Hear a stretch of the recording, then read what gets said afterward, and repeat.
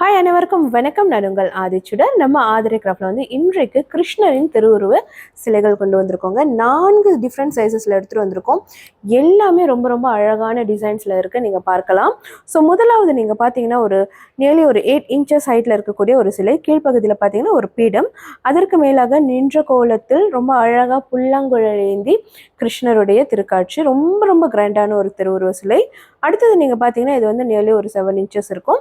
இதுவுமே ரொம்ப கிராண்டான ஒரு சிலை தான். நீங்கள் பார்த்தீங்கன்னா கீழே அழகாக வந்து தாமரை பூ பீடம், அதற்கு மேலாக பார்த்தீங்கன்னா அவர் வந்து நின்ற கோலத்தில் இருக்காரு. இங்கே வந்து ஒரு பிக்காக்கும் கொடுத்துருக்காங்க.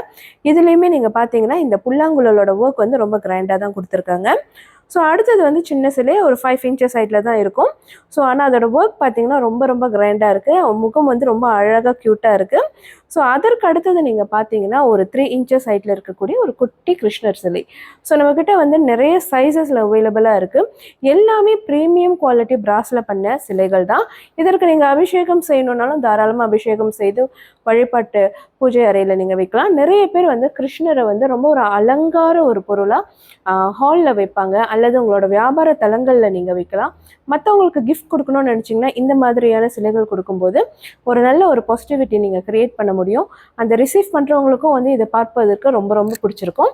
ஸோ இந்த சிலைகள் உங்களுக்கு வேணும்னா மறக்காமல் நம்மளுடைய புலனத்திற்கு வந்துருங்க. புலனம் எண்கள் என்னோட பயோவில் கொடுத்துருக்கேன்.